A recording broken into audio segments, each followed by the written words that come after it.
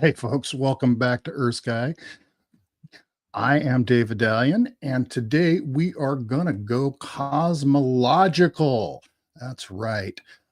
Astronomers use supernova to judge stellar distances, and our guest today led research to refine our measuring stick. The consequences might be vast, and we may have to rethink our take on the ultimate fate of the universe. Joining me today to talk about his team's work and the cosmic implications is astrophysicist David Rubin from the University of Hawaii. David, welcome. Thank you for being here. Yeah, thanks for having me. So, why don't we just jump right in? And the big headline is that this work challenges what we think we know about dark energy. It might change in strength over time. And if that's so, it puts new limits on how the universe will change into the far future. Can you explain your findings, your team's findings, really, in simple terms for us? Sure. So that graphic we were just looking at, that was a supernova. It was a very pretty nearby one, 1994D. And so if we figure out how to measure distances really well in the universe, then we can learn about its history, its composition, its fate. But measuring distances in the universe is extremely challenging. You can't easily look at a galaxy and say, oh, I know how far away that galaxy is. But the universe, we were very fortunate. There are astronomical objects like this Type 1a supernova here. That's the dot of light in the lower left. So these Type 1a supernovae can be standardized so that they act as standard candles. So that means that their apparent brightness tells you their distance. So galaxies are not standard candles. A galaxy can be any old brightness. If you see a faint galaxy, could just be a faint galaxy, could be a really bright one, luminous one that's far away. But these supernovae are different. So they let us measure distances. Okay, so they let you measure distances, and I probably would like to know how. And we have a little candle graphic here that you can tell us about. Yeah, so this is 1990s data. So this was the first big thing we learned about cosmology with supernovae. And so the idea here, we're measuring the distance on the x-axis. So as we go farther and farther away, the supernovae are getting fainter and fainter. So you can see the candle down at the bottom there is getting fainter and fainter as it gets farther and farther away. X is along the bottom and Y is up, for anybody who is not familiar. And then, so that's roughly telling you how long the light's been traveling to get to us. So if something's farther away, you're looking further and further back in time. And then there's one more piece of information we need to interpret this, which is the redshift. So something that is probably the most profound discovery about cosmology is that space is expanding. The universe. Oh, yes. What's a redshift? Okay. Tell us that quick. So space is expanding. So the universe could have been staying the same size for all time, but actually that's not stable in Einstein's theory of gravity.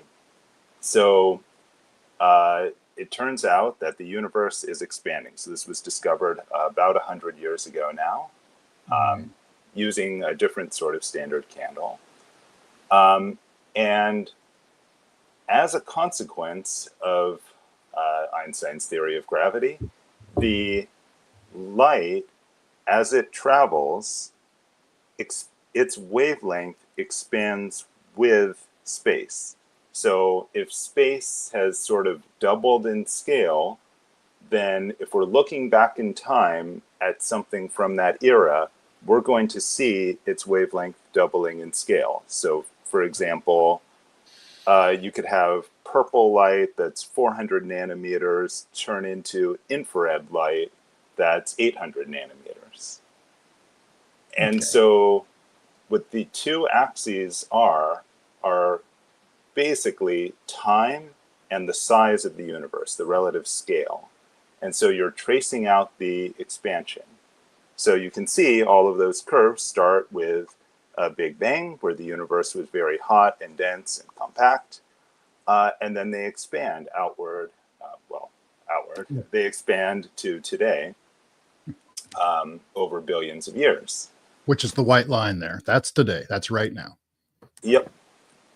And so what the supernova data in the 1990s told us was something strange, which is that it had long been predicted that the expansion of the universe would slow down due to gravity. Gravity, the universe is expanding, gravity is pulling it back together, it's slowing down the expansion. Maybe if you have enough matter, it'll turn things around and recollapse the universe. But what that curve showed was that supernovae are farther away than you'd expect in a universe like that.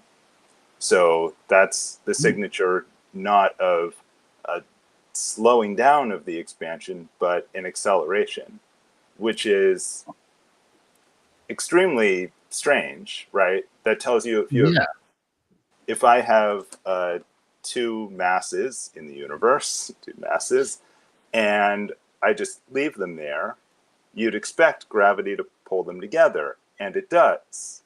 Unless they're far enough apart, in which case the accelerated expansion of the universe pushes them further and further apart. So it's a very, very strange discovery. That is won the Nobel Prize in 2011. Right. For your PhD advisor, Saul Perlmutter, right? Yeah, that's right. Yeah. Okay. That's and so he did that by looking at these standard candles and seeing that these supernovae were not in the right place for a static or a simply expanding. It had to be accelerating, right? That's what he discovered. Yeah. So that's very, very strange. And so that what that tells you is you have a picture of the universe that's something like 31% matter, most of which we don't understand. Well, so most of that matter is dark matter. It's matter that doesn't seem to interact with light or regular matter other than through gravity or anyway, we don't know much about it. No. And the rest of the universe is something called dark energy. So we don't know much about that either, but it's something in the universe that makes this expansion accelerate. So it has a sort of energy density like regular matter, but behaves very different with respect to gravity. And that makes it a big mystery for astronomy, right?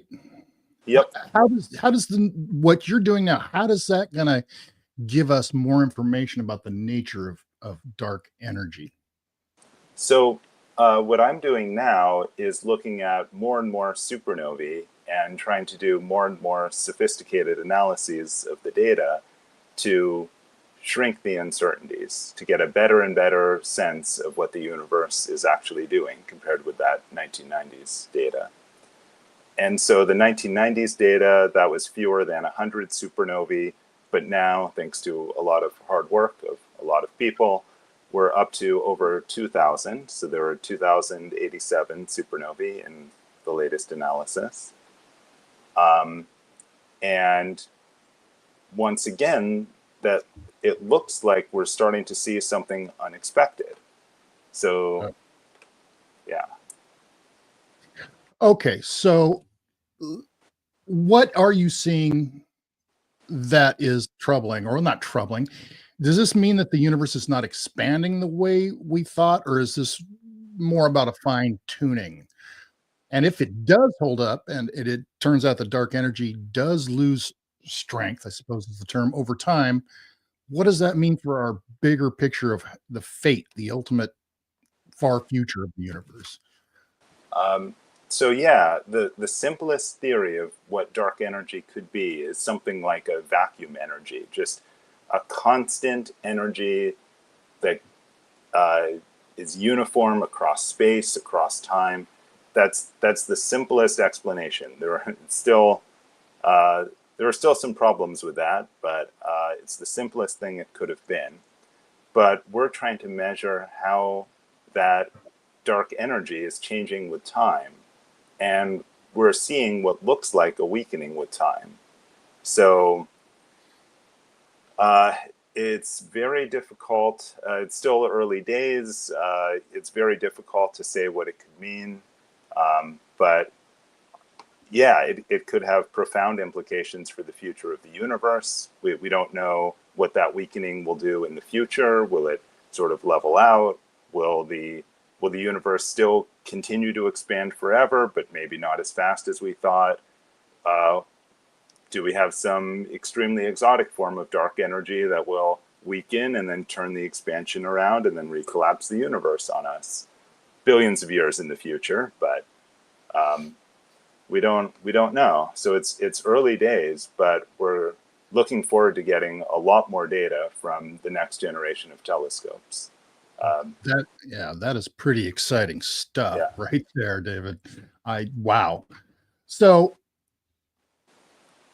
were you surprised when you got these results?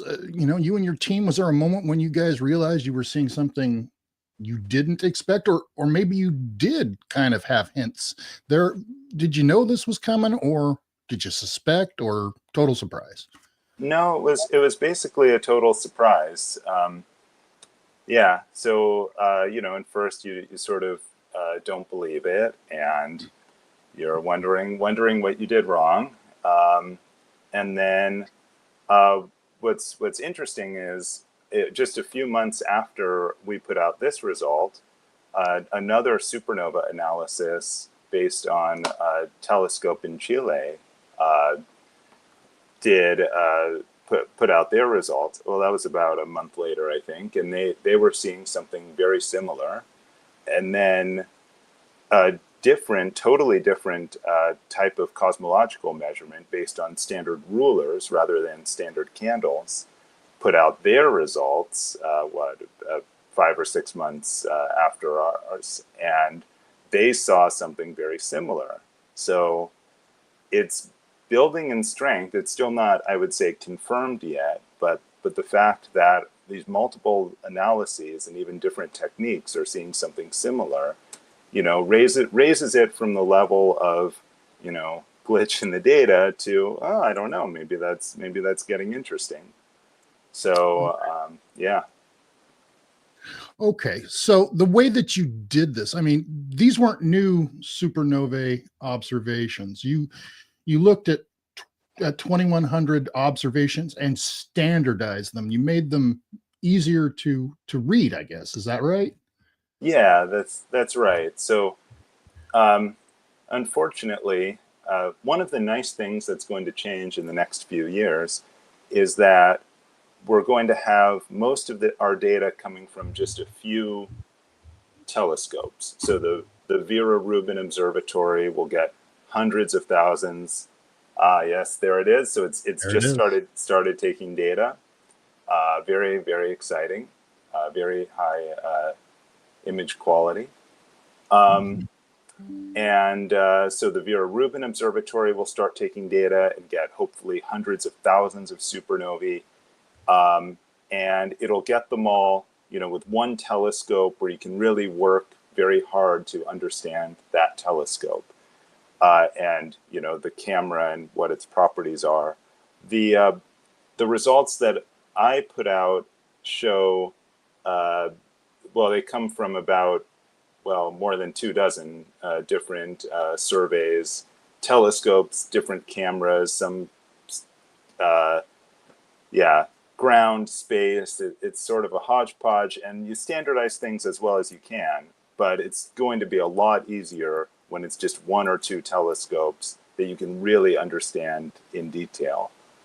So yeah, the Vera Rubin Observatory is going to be extremely exciting, and then the Nancy Grace Roman Space Telescope, hopefully launching next year, will also push out even farther into the universe and hopefully work together with the Rubin Observatory to complete the picture. So, Okay. yeah. Yeah, for sure. This is an exciting time to be in your field of study, is it Oh not? yeah, yeah. Oh We're yeah. getting So we're please finally go ahead. getting a big fire hose of data, and it couldn't be more exciting. Okay, and I suppose you'll be refining your standardization. If I understand the standardization process, you're accounting for differences in instruments and locations. Is that Yep, correct? do. Okay, Yeah, go ahead. instruments, locations, the wavelength ranges. So, as the supernovae get more and more redshifted, you have to measure them not in visible light, but in the infrared, which has its own challenges. So yeah, you're accounting for all sorts of things, and the what we're going to get is over the next few years just 100 times as many supernovae as we have now, and hopefully from really, really well understood telescopes. So Okay. yeah. All right. So I have a couple of other questions. What got you interested in studying exploding stars and this mysterious dark energy? Oh well, let's see. I must have heard about the original results back in the 90s, and I thought it was just sort of amazing that uh, you know billions of years after the Big Bang, we can actually reconstruct the history of the universe and even how long ago the Big Bang was, which is just sort of mind-boggling, right? Just incomprehensible on human timescales, but we can actually measure it fairly precisely. So yeah, it was one of many, I would say, many exciting scientific results that I heard about. And then I went to grad school at Berkeley, and Saul's team was hiring, and I said, "Oh, sure, yeah." So Yeah, so you just happen to fall into work with yeah, a Nobel Prize laureate, like you do. yeah. Um, okay, so I got one final question. If somebody wants to follow this research and learn more about it, is there a particular place they can look for that? Yeah, so I think of a lot of the big sort of important cosmology results get press releases and get coverage. Um, if you want to see sort of directly from the source, you can follow um, like the Vera Rubin Observatory has its own news site. Um, LBL, Lawrence Berkeley Lab, has its own news site. University of Hawaii has their own news site. Um, but and you can also reach out, and maybe you we're fairly busy, but we can answer short questions. Okay. So if you want to know that this analysis is done and out, but if you want to know what the next one's finding, reach out and ask. All right. Well, that's very generous of you. I will be reaching out and asking David because this stuff, it always sets my imagination spinning to think about the far distant future and what could be out there. And I want to thank you very much for Yeah, sharing this research with us. I bet you're going to have a whole lot more to tell us now that the Rubin, and that's no relation to you, no very relation. no relation. Now that the Rubin Observatory is up and running and the fire hose is open for you. Oh yeah, Thank you for being here, David. I really do yeah, of appreciate it. course. Is there Yeah, thank anything you. I didn't cover or touch on that you'd like to Oh to no, no, I mention? Okay, think good. that's it. Yeah. All right, that's great. I hang around backstage and I'm going to thank our audience for their time. Give me just a sec. I'll be right with you. Hey, folks, wasn't that just Crazy stuff, crazy stuff. Anyway, as always, thank you for watching. Hit that like button and feed the algorithm so you get more good stuff like this. And be sure to subscribe. You don't want to miss anything. We're here every weekday at the same time. That's 1715 Universal Time Coordinate, UTC, which is right about now. Tomorrow, we have one you'll want to see for sure. Is an asteroid going to hit the moon? Be here Wednesday and find out. We'll see you later. One Earth, one sky, Earth sky.